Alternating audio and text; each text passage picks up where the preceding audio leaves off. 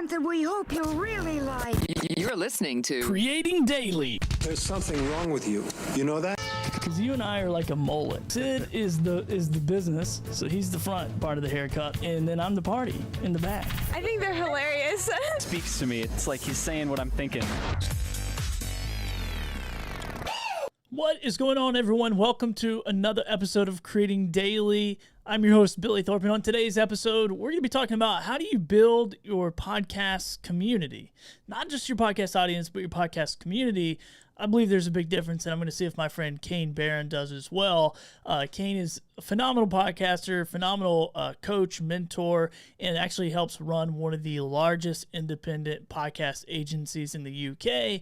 So he's got a lot of knowledge and helped, I think, launch over 150 different podcasts in his career so far. Maybe even more, but that was the bio that I read. So I'm really excited for him to come on here in just a few minutes.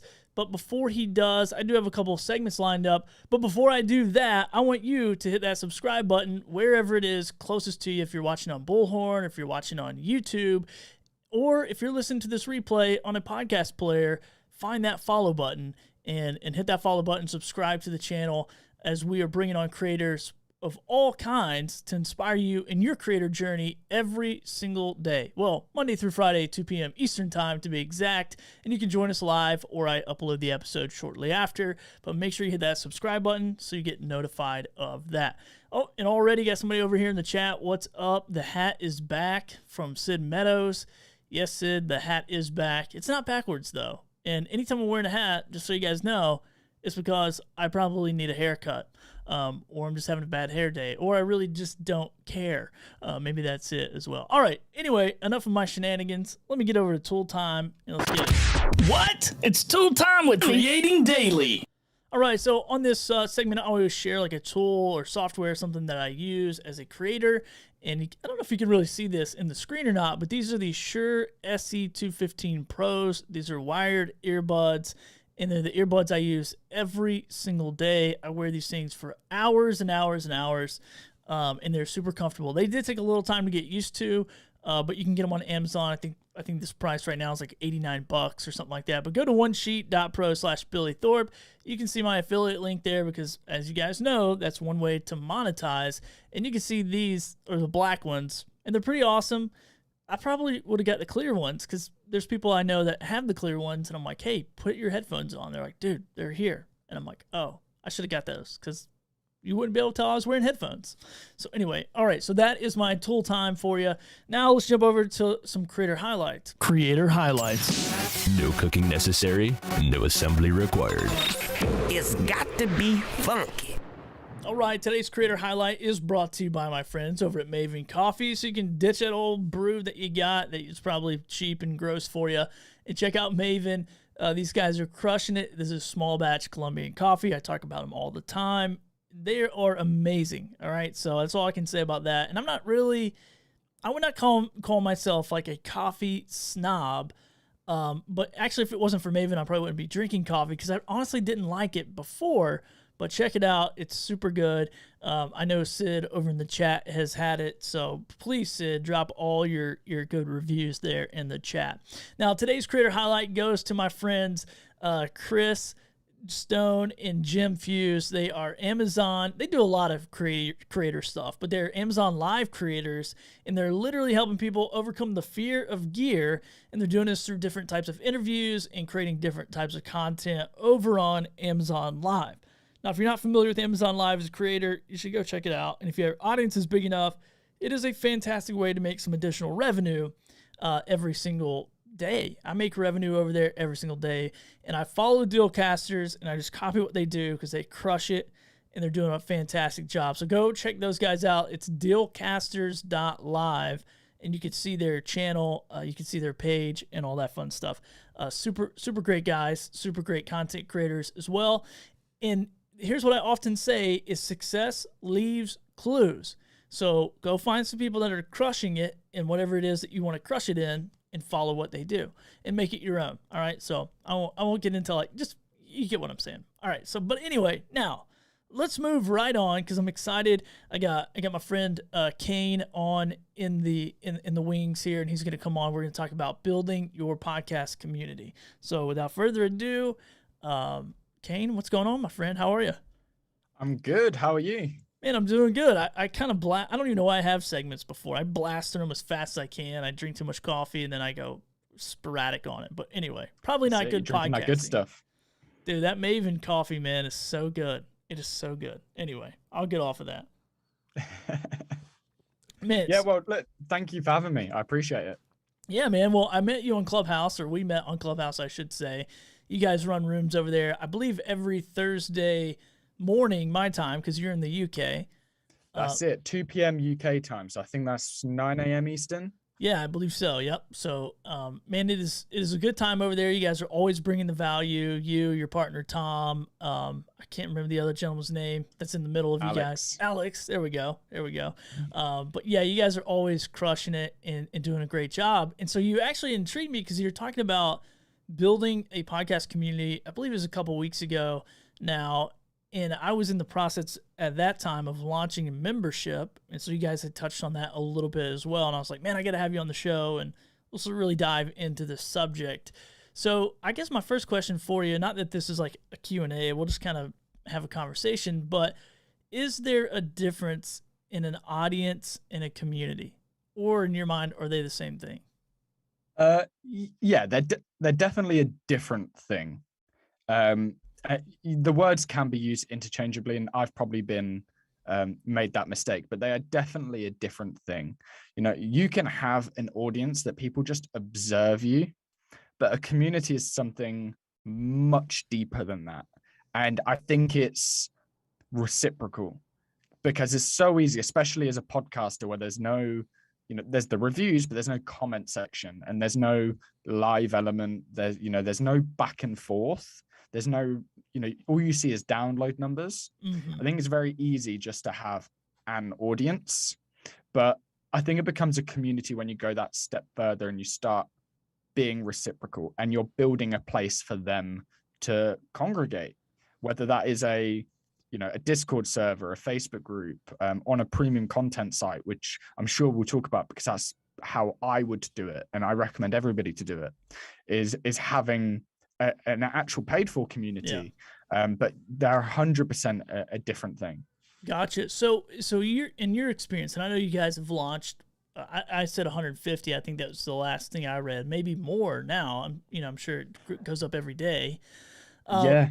But in your experience of launching those, how many of those people have you helped launch communities for, or is that a part of your packaging? Is that what you put in there? Yeah, so it's a pretty new thing that we've been doing for sort of our wider clients and our wider community. So it's something that as an agency we've been doing on sort of the small scale for just a couple of people for about 2 or so years. Okay. Actually, just in 2020, end of 2021, we've now started doing training and actually take over it for our clients. So it's something that we've been preaching, for ages. And so, you should really do this. You should really do this. This is how you do it. But a lot of our clients, they're outsourcing the production of their podcast to us anyway. They're busy people, they're family people, they own businesses, whatever. So we finally sort of put in the infrastructure to be able to run all that for them. Our chosen site is Patreon. It's got a lot of brand trust. People know what Patreon is, but there are other membership sites available. So when you talk about platforms, man, I know you're talking about Patreon. I know you're talking about like maybe buy me a coffee or whatnot. Yeah. But is there a step before that? Like, should I immediately start asking people like to pay me for additional content, or should I start like a Facebook group or a Discord and like kind of, for lack of a better term, like funnel people into a community, get to know them better on a personal level, and then make an offer? Or should I just go right out the gate like, hey, what's up? Here's my new podcast. By the way, here's my buy me a coffee, like sign up for a membership. Like, which strategy should I go after there? Neither. Is the answer. Perfect. So you don't want to build a free community because then you're just cannibalizing future sales. Okay. So it's Sort of like when Apple released the first Macintosh, if they was giving out like free iPods, it's Gotcha. later on down the line. So I say you can build a community-ish through audio only, through podcasting, by reading out your reviews, asking people to leave reviews. So at the end of my episodes, or sometimes at the beginning, I will ask people to leave a review and put an episode that they'd want me to cover.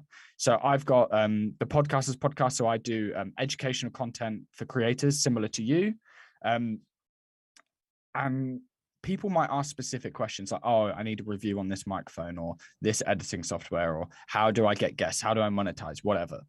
And I can just read out that comment saying, oh, hey, Billy's asked, what's your favorite way to monetize? Or how do I scale my show? So I go, at the beginning of that episode, shout out, Billy, this episode's for you. We're going to talk about scaling up your podcast audience. Okay. So you can build that back and forth, but then your community should always be paid for. One, it's really high value to your audience, so you might as well monetize it because it is a product that they want. It is valuable to them. So I think a lot of people shy away from doing a premium content model because of imposter syndrome. They think, who's going to pay me for that? Why should I charge people for that? It is valuable, so do pay, do charge for it. But I would say, 6 months in, you can start doing that. You can definitely start having your premium content model, because first of all, it takes time to build up. Your first 6 months, you might only have 100 people, 200 people subscribing. Yeah. But then, the year after that goes up to 1,000 people. It does compound. So really, the short of it, to answer your question, is don't give away your community at the beginning. Focus on building your audience. Then once you build your audience, convert them into being in the community. Okay, that's a good takeaway. I like that approach to build. So first of all, start that community building from day one, as far as creating interactive segments on your show. I think this is hugely important.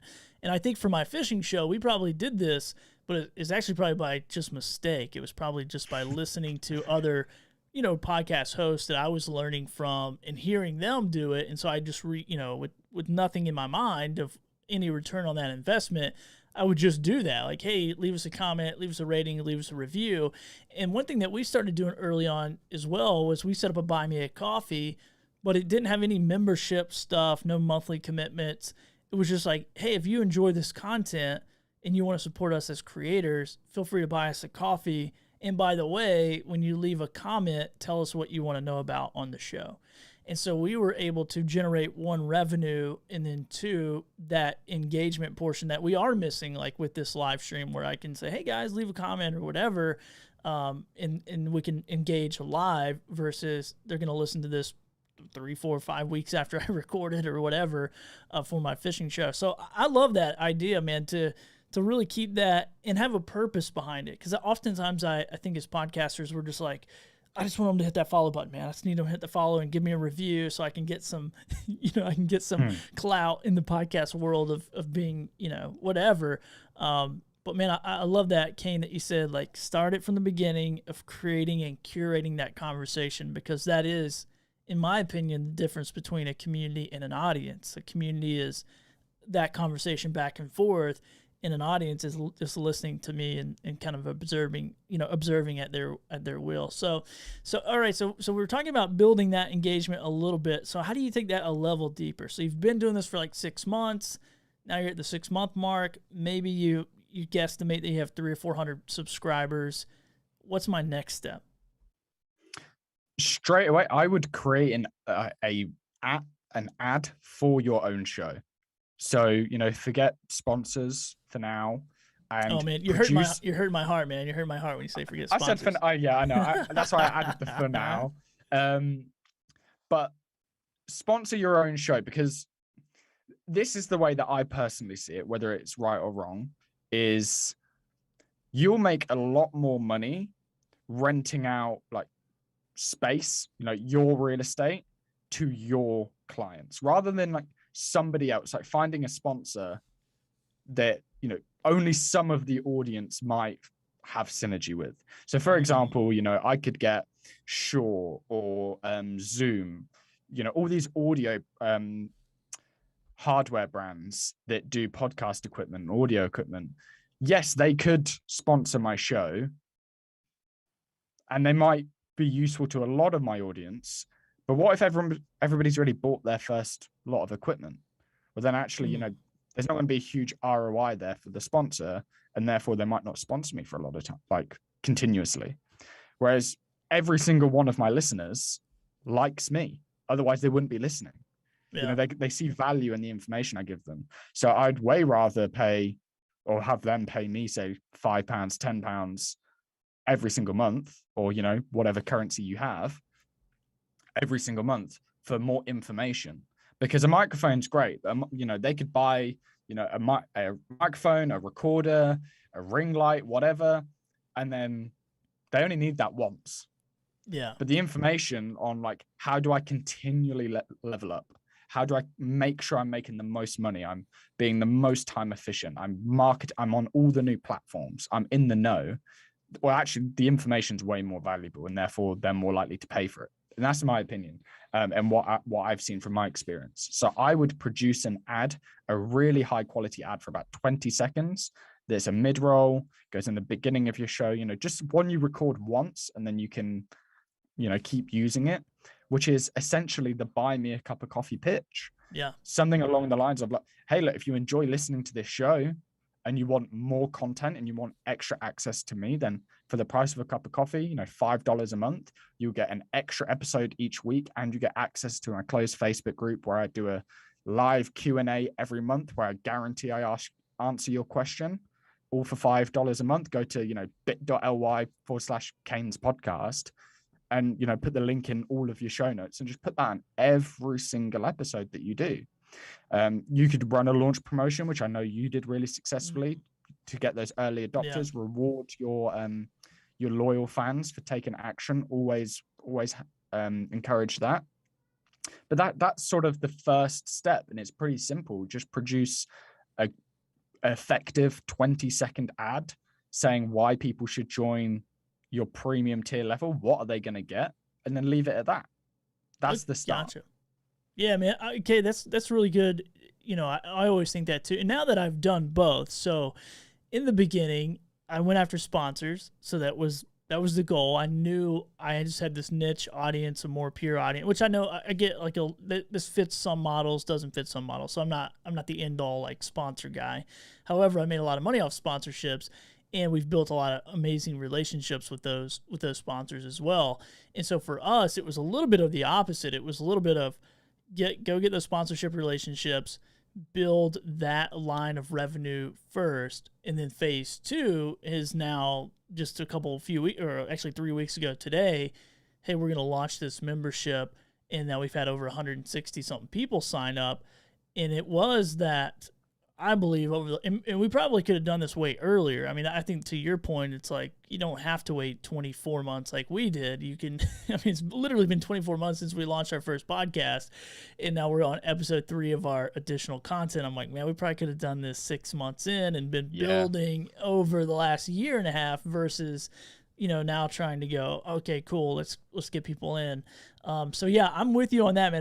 If I could rewind the clock a little bit, I would have started way earlier, just making it an offer. And but I definitely think it has to do with like bandwidth too, man. So let's talk about that for a minute, because I think a lot of podcasters are probably like, yeah, dude, I'd love to get paid. I'd love to do this. But it makes us all look like idiots if you start something and you just don't show up. And I know a lot of people reach out to me about other shows that are like, hey, do you know this guy? Because I'm paying for Patreon and he's just not doing what he said. And I'm like, just cancel your Patreon. I don't know. So let's talk about that for a second. How do you balance that? And how do you vet a podcast to say, hey, are you ready for a membership? How would I do that? How would I qualify my own show? That's my question. Well, that's actually a really good question. It's a really good point. And I was discussing this on the room we were in together earlier in Clubhouse, talking about sponsorship's great. And you'll see why a lot of big podcasters do sponsorship, because they are busy people and they would way rather earn, I don't know, maybe it's 20%, maybe 50% less, but just get a sponsor and they have to do no work at all. Whereas with premium content, you're going to have to build a community. You're going to have to engage in that community, at least at the beginning. You're going to have to create extra content. And it, twice as much work, if not more. So in terms of, am I ready? I don't think there's an exact science to it. Do you have enough hours in your diary? What's the minimum requirement, I believe, to having a premium content model? For most people, and I'll tell you a caveat in a moment, is a bonus episode of content at least every fortnight, every other week. But probably, ideally, if you could do an extra piece of content for your audience every single week for, say, $5, $10 a month, that's what you should be aiming for. Now, the caveat is some podcasters will do a remove the ads, which I like, for, $2, $3 per month. That's genius because you're then getting paid by the sponsor and the premium content model. So, like, for example, Joe Rogan, one of the biggest podcasts on the planet, you're like 10 minutes in before he ever, he just starts talking. Now, his is sort of a bad example because it's right at the beginning, but there are some podcasters that have 2 sponsors and they do pre-roll, mid-roll, another mid-roll. If that's your favorite podcaster, £2 a month for, let's say their episodes 60 to 90 minutes every single week. That's a good deal to remove those ads uninterrupted. So when I'm driving, all I'm getting is the content I like, not getting pitched by Squarespace or whatever it may be. So that's really good. But that's a harder sell. That's easier when you're a big podcast and you've got big numbers, because it doesn't bother enough people for it to change. So we spoke about this earlier. So industry-wide, 5 to 15% of people that listen to your podcast for free will convert. However, that's normally because you've got a good stack. You're doing bonus episodes, you've got a community, you're doing discounts on merch or whatever it is. You're doing in-person events. Yeah. I would suspect, and I haven't seen any data on it, that removing the ads is the amount of people that subscribe solely for that reason is quite short. Not short, but it's quite small. Yeah. So I would say, do you have enough time to do one extra piece of content to the same, if not higher standard as your podcast every single week as a bare minimum? If you can do that, you can have a premium content model. Yeah. When you build a community within your premium content model, is a lot of work at the beginning. You're doing the conversation, you're engaging with people, you're answering questions because you want them to feel valuable. I actually recommend, when launching a community, perhaps you let 30, 50 people in for free or at a heavily discounted rate so that the community is more engaging and it's fuller, because you don't want to pay £5 a month for, say, a Discord server or a Facebook group that one post per week is put in there, because you're just going to get buyer's remorse and you're going to cancel. Nobody wants that. That sucks. So but the benefit of having a community in a premium content model is, after a few months, and yours is probably already there with the amount of people you've got subscribed, because people will be engaging with each other. And say I ask a question and then, Billy, you don't even see it, but one of your community members answers it. And then the same thing happens next week, and the same thing happens next week. All I'm saying is I'm getting so much value out of this group, but because it's got your name on the door, even if I'm not talking directly to you, but your community is serving me as another community member, then I'm seeing so much value coming from Billy. Yeah. And I will continue to pay Billy. So that's what I love about community is, yes, it's a bit of work up front, but sort of down the road, you don't really have to sustain it. It's self-sustaining. So as long as you can commit to doing extra content, every week or every other week, then that's enough to do a premium content model, and everything else is kind of self-sustaining. Gotcha, man. Yeah, I'm always about frequency. So the more frequent that you can show up, the more opportunities you have. And this is with, and I specialize more in sponsorship strategy and how to get sponsors and how to land the right sponsors for your show. I'm not the mattress, you'll never hear a Casper mattress ad or any of that crap on my podcast, because it's just sure, everyone sleeps on a mattress, but that's not why they came to my show. And so we really keep it niche, specific. So when you're talking about building these packages, I heard some really good ideas in there, because one thing that we've done is we started out very small, very minimal. Like, we're just delivering an additional show. Like, we don't even have a community membership spot. Like, there's no commenting, there's no engagement with us, there's none of that stuff. It's just, here's this piece of content, that is it. And then as we grow and scale the group, then we plan on adding some additional things in there. So what have you seen that works really well? Because I wouldn't pay $2 not to listen to ads when I can hit the fast forward 30 seconds button a couple times. And, for me, I'm like, I don't really care, because I'm listening to podcasts where I can reach my phone typically. But I would be intrigued if Kane's like, hey, if you were like, hey, Billy, subscribe, and now you get a 20% discount on my merch, a 5% discount on my services or whatever. Now I'm a little bit more intrigued. So talk to me about some of the packaging that you've seen that's really worked. Yeah, so I can give you an example of exactly what I would do for my podcast. So for example, I've got a podcast for creators, for podcasters, so similar to you. So what I could do, for example, is a £5 a month tier would be a bonus episode per week. And you can always just remove the ads, because it's like an extra bullet point you can put on the stack that, even if it doesn't affect everybody, it's still a nice to have. So for £5 a month, extra episode per week, it removes the ads. 10 a month, as above, but you'll also get access to my community. So whatever that may be, a WhatsApp group, Facebook group, a Discord server. Generally, I'd pick a closed community where you're able to go live and do live elements as well. It's really valuable. So probably not WhatsApp. £15 a month, as above, but you'll get access. You could pick what episodes you want me to do. So once a month or whatever, or once a year, you get to choose an episode that I will definitely do.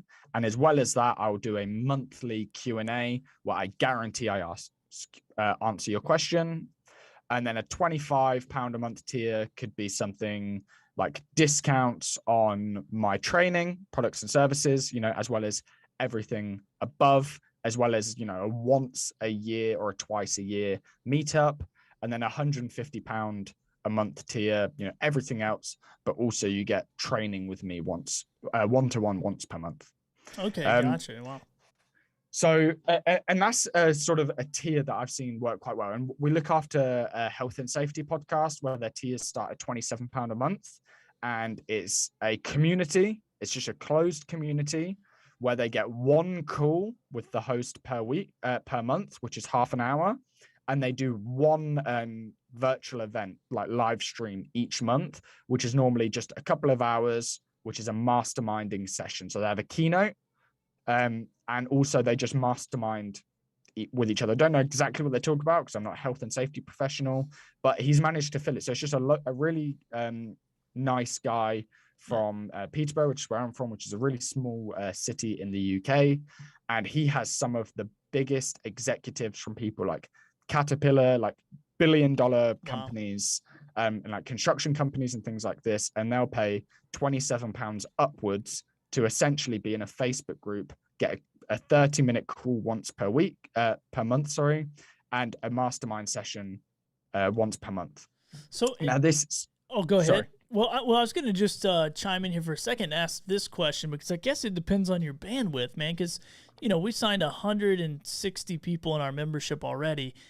I don't imagine I'm jumping on. I don't imagine I'm answering 160 questions. Not that I would be the one answering them anyway in our situation, but I mean, that's a lot of interaction for a live stream per month. So I guess you got to kind of look at can these packages change over time? Like, because maybe you start out with 10 people and maybe a call a month for 10 people is nothing, but then you get to 100, 200, 300, 400, 500, 600 people, and then you're like, okay, now I'm smoked. Like, how do you handle that over time? So that's why sort of in my first example stack, the access to me was £150, because, Gotcha. rarely is somebody going to pay that. and somebody Gotcha. who's willing to pay that. So just price you them know, out then. Just price basically, out. yeah. Price them out. Okay, So gotcha. just always have lower tiers should always be pre-recorded stuff, or if it's live, it's got to be one to many. Okay. Okay. Yeah, man, that makes sense. Because I was sitting there thinking, like, golly, because we only have one package. I'm sure we need more, but I'm sitting there like, live event, no problem. Q&A with everybody gets their question answered 100%. Like, no way. But that makes sense if that was the $150, package deal or whatever. So, all right, cool, man. This is great, man. I think this is a lot of great ideas. And just real quick, while people are tuning in, this is my friend Kane Baron. For whatever reason, I haven't put names on the screen. I should probably do that. It's an easy fix. But got a lot of people, chatting over here in the comments. Sid, real quick, he just says, hey, I just fast forward through them. He's talking about when you're talking about ads. I guess, let me see. He said he saw somebody do a 3 minutes worth of ads pre-roll.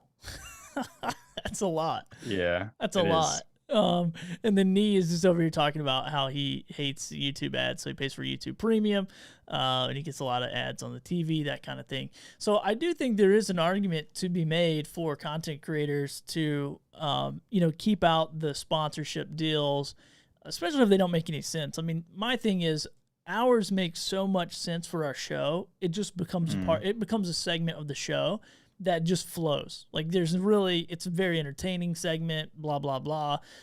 So I think if you set it up right, like we're stacking both of these income sources. We're not going, oh, well, now we have a membership, we're going to cut out our sponsor relationships. Yeah. I'm actually looking at my membership content going, oh, there's opportunity for brought to you by a lot of different companies throughout, because we're doing fishing reports in different areas, and that's a lot of value because we have 100 and some people, but they've downloaded those episodes like over 1,000 times in a week. So it's been pretty crazy to see that, those kind of numbers for that premium content.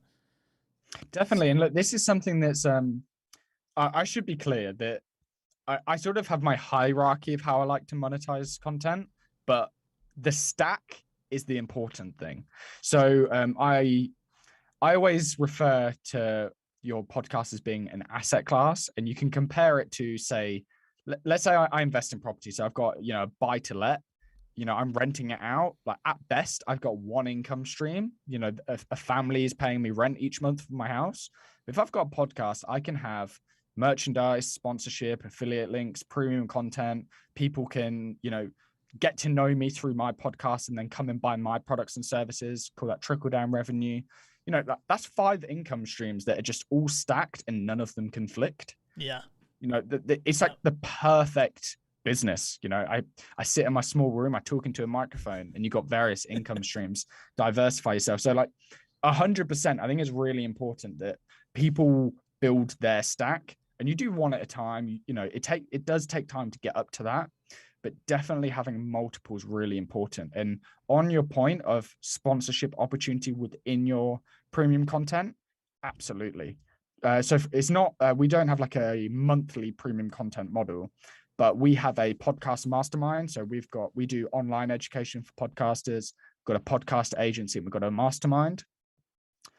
It's so easy to sell a keynote slot onto that mastermind for many thousands of people, because if you've pounds or dollars, whatever it is, because if you've got a engaged group of people who are willing to pay to be in a community and take time out of their day to spend hours listening to something on a specific topic, for example, podcasting, if you put somebody like I said earlier, Zoom or Shaw, I actually reached out to Zoom to talk about sponsorship before. They said no, because we give them so much free promotion. Hey-oh, but you can always get affiliate links, which is fine. So we do have an Amazon affiliate program, links for some of our commonly recommended microphones and things. Or a hosting site or an ad agency or something related specifically to podcasters. Even though people have paid to be there, you can still do a content slot from a company. They pay to send one of their employees, or they do it virtually, to do a content into an offer. Mm-hmm. That actually works really well. So I think that's something that you could look into as sort of the king of sponsorship. Yeah, man. I love it, man. I'm with you guys. I'm always about stacking because, not everything is 100% all the time. And I'm not going to put all my eggs into the sponsorship basket or the membership basket or the merchant. And that's kind of our three, and I'm not going to say three phases because it might turn into 5 or 6 or whatever, but it's sponsorship was our first deal. We were pretty confident we could go out and just with the relationships we already had in the industry, I should say that. It's all relationship based. And then, once we're like, okay, let's build an audience, then we start a membership. Now we start a membership, maybe we'll monetize it, a double monetize it or whatever through sponsorships of those different segments. But then once we get that rocking and rolling, then it is now live event opportunities, now merchandise opportunities, and that keeps building. But I do think that in my limited experience of all this, that the membership model is the most scalable model I've seen so far. Would you agree with that? 100%. So this is one thing that's actually not talked about with sponsorship a lot, is that actually sometimes they have a ceiling of how much they're willing to spend on you. So they might agree a CPM, but only up to a certain point. Yeah. And not everybody's going to be interested in your content, but on a planet with over 7 billion people, if everybody technically could pay you $5 a month to get access to an extra episode, because it requires nothing more on your part. So there's an infinite ceiling on your potential earnings. Yeah. And then you start adding extra tiers. So like you said, you've only got one now, but maybe you double the price and you add a community element to it where you do maybe you don't guarantee you answer everyone's questions, but you do a Q&A or Sure. something similar to this. Maybe it's more of like a summit style, like lecturing-ish, where you're just delivering content to everybody. And you double the price, and then you double that price and you do some one-to-one stuff. So yeah, that's why I like it, is because it doesn't matter how many people you have, the fulfillment rarely changes, especially on those lower tiers. Yeah, man. I think you're 100% on. I like it. I'm learning a lot. That's why I was excited to have you on the show to, pick your brain, get some more ideas, but then also send some people your way who are struggling to maybe even just get their podcast off the ground and grow it and all those kinds of things. So I do want to welcome some people to leave a comment, obviously, but then also ask a question. So if you have a question of Kane, we'll be here for a few more minutes. Just do a Q : and ask your question in the chat, or somehow just make sure I know there's a question there. And then also if you're over on Bullhorn, you can there's a question section and a chat section. So we got James Scott over here saying hello. Let's see. Let me get my mouse to work. Oh yeah, what's up, Billy? Bullhorn could make it song. Okay, yeah, Billy on Bullhorn. That would be a song, James. Why don't you write it? And then he says, ads can kill a podcast. I prefer reads by a host who adds a personal experience as well. Bill Simmons is good at that. Yeah, man, I'm always about those host read ads for sure. I think that's going to be the best bang for the buck. Can I ask you a question, Billy? Yeah, go for it. What's your opinion on dynamic ads versus baked in ones? So I sell baked in ads because, one, I don't want to deal. I don't sell a CPM model. I don't believe in CPM rates. I think CPM rates are for products that have a shelf life, and I bake everything in so it doesn't have a shelf life. My content's evergreen, so it's there forever. It gets downloaded every single month, and so I don't have the administrative bandwidth to go through and calculate numbers and send out invoices for eternity. So I do a premium sponsorship model. I get paid once for a lifetime ad spend, and that's how I gear it up. And I've worked with small brands and big brands, and we got our first $10,000 sponsorship deal with 400 total downloads. And so I'm working on a niche audience, a pure audience. Because if I can come to you and say, hey, Kane, I got 1,000 podcasters listening to my show about podcasting, and that's who you do business with, and I'm going to recommend you, that is way more valuable than you spending that same amount of money putting up a billboard that's going to come down in a week, putting up a Facebook ad that's going to come down in 30 days, being on a podcast where it's in there for 7 days and it gets 48,000 downloads, but then it gets taken out. It's like, I'm literally setting our sponsors up for life of our show. And that's kind of how I bring the value to them. So I like that. I don't do any CPM crap. Like, I think and not to mention, man, like, I have a personality. I'm not a newspaper. You know, I'm not a billboard. I'm not a Facebook ad. It's like, dude, I'm interacting. I'm engaging. I'm creating that engagement. So yeah, man, we bake them in and we leave them in there forever. So Awesome. Might Yeah, be- no, I like that approach. I might be losing out on some money, but I don't know. What about you? You bake them in. You like dynamically inserted. What do you guys think? I completely agree in terms of like you can get a big chunk of change by having a baked in ad, and there's a lot of value there. And one thing that we tell all of our students that go through our training that's a bit worried about approaching sponsors is the best thing you can do is change your mindset when you approach a sponsor. Is I'm not a new podcast, is I'm an up and coming podcast. And if you buy like my first, like say 10 episodes for $5,000, whatever it is, so that's the cheapest it will ever be, because I'm serious. I'm going to grow this podcast. This is what I've been able to do previously in my career. You know, I'm an expert. I'm going to get it to this point, and this is the cheapest it will ever be. But in return, I will basically give you my foundational episodes. And anybody who knows podcasting, you know that most people's first episode is their most ever downloaded. That is like gold dust. Like if you owned Joe Rogan's first ever episode, like you could probably sell that as an NFT for like a few mil, to be honest. But Yeah, right. you could also sell a lot of sponsorship on it, because people do like to go back and see how far creators have come. And they generally start at the top and then they'll just go to the most latest episode. So I do like the idea of selling like a big chunk of change for, say, like a certain amount of episodes. But I am sort of kind of liking the idea of dynamic ads that I can. My argument, it doesn't conflict with yours, because you're saying you don't like CPMs. Whereas the benefit of dynamic ads is the CPM, whereas your back catalog of content is still going to be getting downloads. So then your CPM, the amount of downloads you're going to be getting is better than if I just said for my next 3 months worth of content. So I like it if you're working on a CPM model, but I quite like the fact that you just said that you just don't do them, and that's not how you work, and that's probably why you're securing some good sponsors. So maybe you've converted me. I like the technology, and I think I was getting lost in the glitz and the glam, but maybe old school's the way to do it. Well, and I think too, it's really based on, I don't like CPM because I don't have 1 million downloads a month. Yeah. If I did, I would probably love CPM. I'd probably price it up. But I still use the CPM rate as a base, and then I add a percentage on top of that. But I think the real value, and we do a similar thing with our first sponsors. What I said was like similar to you, like, hey, you come on with us, we're going to build this thing, we're going to grow it. I had done this once before already. It kind of had that proof of concept already proven. And then my promise was, we're going to grandfather you in upon renewals for this first time rate. No matter, like, I don't care if you're sponsored for the next 10 years.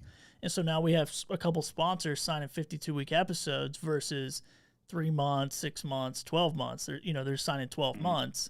And so, because we're just grandfathering them in, prices have gone up for everyone else. Value's gone up, packages have changed, all that. But these first few that really believed in the show at first are getting that premium, a super premium deal, because we're growing all the time. But yeah, there might be a day I wake up and I go, you know what? CPM's going to pay me a lot better. However, I don't think I will, because I still have this super niche audience. So I'll probably still just use that. I'll make sure I'm never under a CPM rate. That's for sure. I definitely check my boxes that way. But yeah, maybe for these first few sponsors, maybe I can make more money off of them, now than I definitely could then, but they believed in me when no one else did. So I'm going to reward them.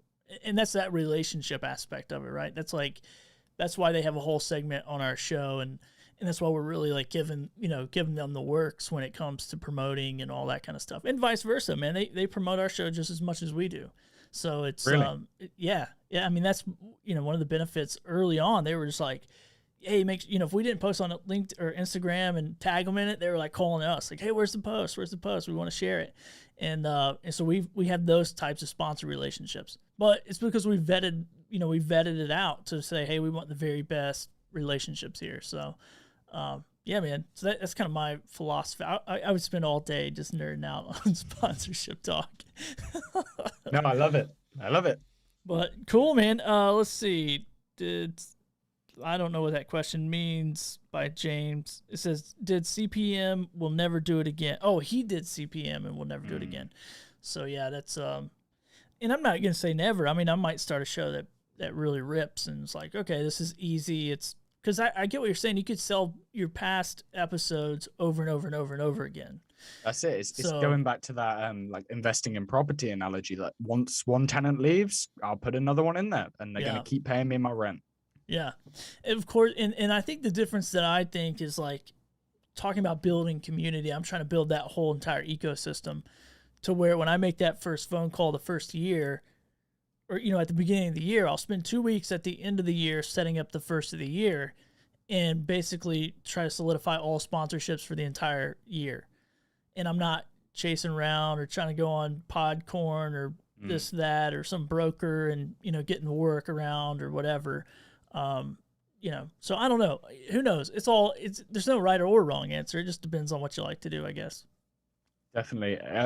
Interesting that I'm actually in the midst of launching a sponsorship platform that's very different to the rest. Okay. So 0% cuts either side. So audience gets, or podcaster gets the best rate because we're not taking 10%.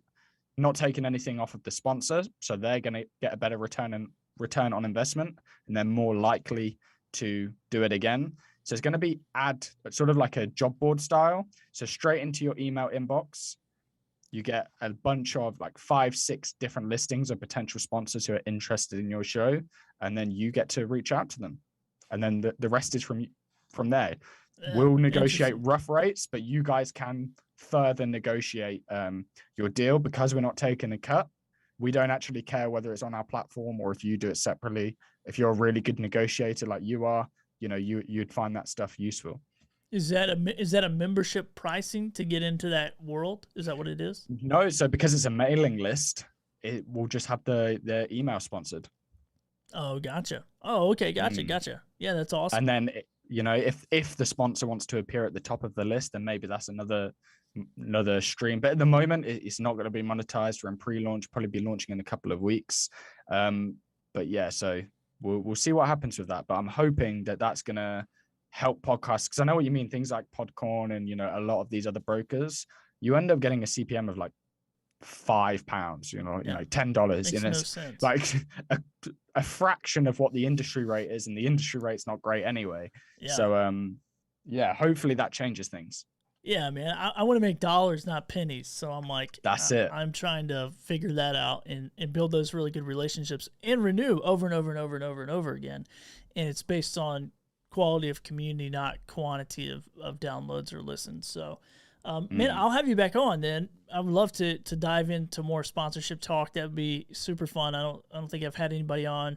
I don't think I've had anybody scheduled either. So maybe we put that on the calendar for later to kind of compare notes and talk about the difference of CPM versus baked in ads. And then also when you guys launch a new platform, we could talk about that as well. That'd be cool. Show us how it works. Awesome.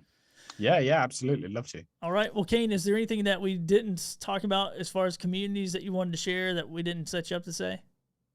No, I think we covered the majority of it. I mean, I'm sure we could go on for hours and hours down a rabbit hole, but I think we covered the headlines. Awesome, man. Awesome. Well, Kane, real quick, man, let us know how we can get in touch with you, where people can find you and connect and all those fun things. Hey, look, you can get me on Instagram at the Kane Baron, or find me on my podcast, The Podcasters Podcast. All right, The Podcasters Podcast, man. I like it. Pretty straightforward. You know what it's about. You know who it's for. That's it. Can't beat it. I'm gonna subscribe. I don't even think I've subscribed. I gotta go check it out. So I appreciate it. We're just in a hiatus. We were weekly. We're now gonna go daily. So dude, welcome. It should be fun. Welcome to the daily grind, man. You're the inspiration. I don't know about that.